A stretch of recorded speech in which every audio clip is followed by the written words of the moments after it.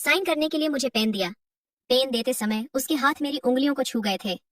मैंने एक नजर उसकी ओर देखा और दस्तखत कर दिए। मैंने उसे 1500 रुपए दिए तो लड़के ने 200 रुपए वापस कर दिए और बोला 200 का डिस्काउंट चल रहा है। मैंने उस लड़के को बड़े ही ध्यान से देखा, जिसने आज के बेईमानी के जमाने में भी ईमानदारी से सच कहा और 200 रुपए वापस कर दिए। थोड़ी देर बाद वह लड़का बोला, मैडम थोड़ा पानी मिलेगा? मैंने पूरा दरवाजा खोला और बोली, तुम तो काफी भीग गए हो, अंदर आ जाओ। वो अंदर आ गया। मैंने अपना सूट अलमारी में रखा और रसोई घर में पानी लेने चली गई। अब मैंने अपनी छाती से दुपट्टे को अलग कर दिया था। कुछ देर बाद मैंने लड़के को पानी दिया। पानी देते समय जैसे ही मैं थोड़ा झुकी, लड़के की नजर मेरे उभार पर जा टकराई और उसकी आंखें बड़ी बड़ी हो गईं। पानी पीते पीते वह लड़का नजर बचाकर मेरे उभारों को देख रहा था कि अचानक उसने छींक दिया। मैं बोली, तुम्हें तो सर्दी लग गई है, अभी बारिश भी तेज है, अगर तुम चाहो तो थोड़ी देर यहाँ रुक सकते हो। तुम्हारे कपड़े भी काफी भीग गए हैं, चाहो तो बाथरूम में जाकर फ्रेश हो सकते हो। वह लड़का बाथरूम में चला गया। उसने दरवाजा बंद करके लाइट जलाई। वहां मेरा नहाने का तौलिया और अंदरूनी कपड़े पहले से ही रखे हुए थे। लड़के ने अपनी कमीज निकालकर उस तौलिए को पहले चूमा और फिर उसी से अपने बदन को पोंछा। उसने मेरे अंदरूनी कपड़ों को अपने हाथ में लिया ही था कि तभी बाथरूम के दरवाजे पर दस्तक हुई। उसने मेरे कपड़ों को वहीं पर रख दिया और थोड़ा सा दरवाजा खोलकर बाहर देखने लगा और बोला, क्या हो गया मैडम? मैंने उसको काले रंग का कुर्ता दिया और बोली, यह लो, इसे पहन लेना। लड़के ने वह कुर्ता पहन लिया और अपनी कमीज सूखने के लिए डाल दी। लड़के ने बाथरूम में बहुत समय लगाया। मुझे समझ नहीं आ रहा था कि इतनी देर से वो कर क्या रहा है। काफी देर बाद वो नहा के निकला और बेडरूम में जाकर टीवी देखने लगा। मैं रसोई घर से चाय और पकोड़े ले आई और उससे पूछने लगी, तुम्हारा नाम क्या है? वो लड़का बोला, मैडम मेरा नाम आर्यन है। मैं 1 साल से कुरियर डिलीवरी का काम कर रहा हूँ, पर पहली बार आप जितनी नेक औरत मिली है जिसने मेरे साथ इतना अच्छा व्यवहार किया है। फिर वो बोला, आप यहाँ अकेली रहती हैं या आपके साथ कोई और भी रहता है? मैंने कहा, मैं अकेली ही रहती हूँ। कुछ सालों पहले मेरे पति की मौत हो गई थी। इस दुनिया में मेरा उनके अलावा और कोई नहीं था, तब से मैं यहाँ अकेली ही रहती हूँ। वो बोला, सुनकर बहुत बुरा लगा, पर आपके पति की मौत कैसे हुई थी?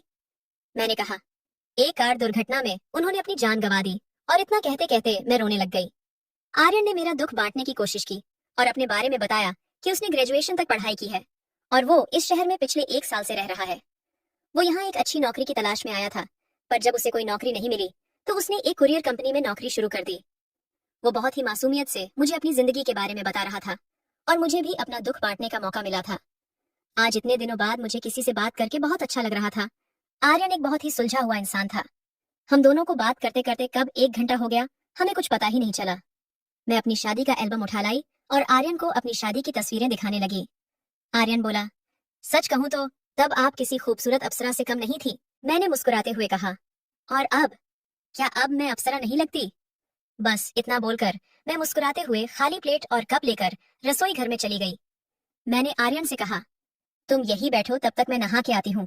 मैं नहाने की तैयारी कर रही थी और मैं ये भी नोटिस कर रही थी कि आर्यन सिर्फ और सिर्फ मेरी खूबसूरती ही निहार रहा है। मैं नहाने के लिए जा रही थी कि तभी वापस बेडरूम में आ गई। मुझे देखकर आर्यन हैरान रह गया। मैंने पूछा, तो बताओ कैसी लगी मेरी शादी की एल्बम? आर्यन बोला, बहुत खूबसूरत।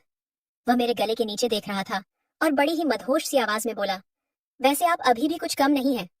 आप अगर चाहो तो किसी का भी मन मोह सकती हो। ये सुनकर मैं एक खास अदा में मुस्कुरा दी।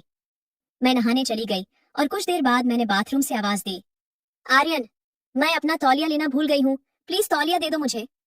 आर्यन आया और मुझे मेरी तौलिया पकड़ा दी, पर उसने मेरे साथ कोई हरकत नहीं की।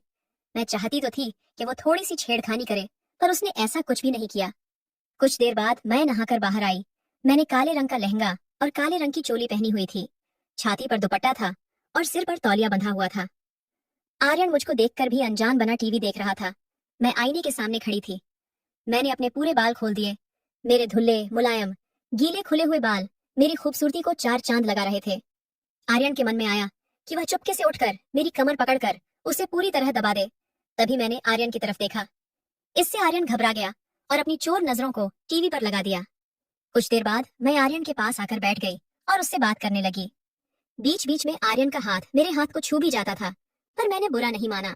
पर इससे आर्यन की हिम्मत बढ़ रही थी और अब वह जानबूझकर मेरे हाथ को छूने लगा। इसी तरह दोपहर के 1 बज गए और बारिश धीमी हो गई थी। मैंने दोपहर का खाना बनाया और हम दोनों खाना खाने लगे। आर्यन ने पूछा, आप दोबारा शादी क्यों नहीं कर लेती? आप तो अभी जवान हैं, और वैसे भी कोई पागल ही होगा जो आपसे शादी करने के लिए मना करेगा। मैं बोली, तुमने अभी तक शादी क्यों नहीं की? आर्यन बोला, माँ तो कई बार जिद करती हैं शादी के लिए, पर मैं ही टाल देता हूँ। मैं उनसे कह देता हूँ कि अभी तक मुझे कोई लड़की पसंद नहीं आई है, जब पसंद आएगी तो कर लूंगा। मैंने पूछा, तो कैसी लड़की पसंद है तुम्हें? वो बोला, वही जो आपकी तरह समझदार हो, घरेलू काम जानती हो, जो मुझे रोज गरम गरम चाय और बिल्कुल आप जैसे पकोड़े बनाकर खिला सके। मैं उसका भाव समझते हुए बोली, पर आर्यन, मैं तो तुमसे 8 साल बड़ी हूँ और विधवा भी हूँ। आर्यन बोला, तो क्या हुआ? आपके पति की मौत एक हादसे में हुई थी, पर इसका मतलब ये तो नहीं कि आप जिंदगी भर अकेली रहो। आपको भी खुश रहने का हक है, और मैं आपको खुश रखूंगा। मैं अपनी चिंता जाहिर करते हुए पूछा, पर क्या तुम्हारे माता पिता मानेंगे? तुम एक जवान लड़के हो, अगर तुम एक विधवा से शादी करोगे तो हो सकता है कि तुम्हारे माता पिता तुमसे बात करना बंद कर दें। आर्यन मुझे समझाते हुए बोला, अरे शादी मुझे करनी है या मेरे मम्मी पापा को?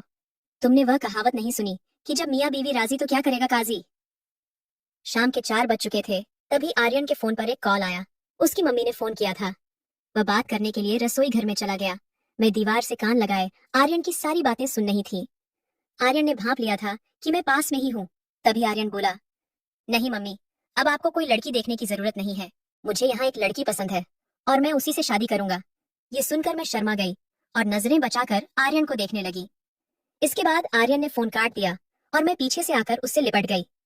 आर्यन ने मुझे अपनी बाहों में भर लिया और तभी बारिश दोबारा शुरू हो गई। मैंने आर्यन को रोका। मैं बोली, अगर बुरा ना मानो तो आज यही रुक जाओ। आर्यन का भी मन कर रहा था मेरे साथ पूरी रात रुकने का। मैंने कहा, मैं रसोई घर में सो जाती हूँ, तुम यहीं बेडरूम में सो जाओ। वो बोला, अरे ऐसे कैसे, ये घर तुम्हारा है, तुम बेडरूम में सो जाओ, मैं किचन में सो जाऊंगा, और वैसे भी मुझे ज्यादा आराम की आदत नहीं है। मैंने कहा, हाँ, अभी ये घर तुम्हारा नहीं है, पर शादी के बाद तो तुम्हारा भी हो जाएगा। ये सुनकर आर्यन ने मुझे गले से लगा लिया और मेरे गालों पर एक जोरदार किस जड़ दिया। उसने मेरे शरीर से दुपट्टा अलग कर दिया। मैं भी आर्यन से पूरी तरह लिपट गई। वह मुझको चूमने लगा और फिर हम एक दूसरे में समा गए। मैंने अपना सब कुछ आर्यन को समर्पित कर दिया था, क्योंकि हम दोनों एक दूसरे के साथ पूरा जीवन निभाने वाले थे। कमेंट करके जरूर बताइएगा कि आपको ये कहानी कैसी लगी। अगर आपको ये कहानी पसंद आई हो तो इसे लाइक करें और अपने दोस्तों के साथ भी शेयर करें। आगे भी ऐसी रोमांचक कहानियों के लिए हमारे चैनल को सब्सक्राइब करें और बेल आइकन दबाना ना भूलें।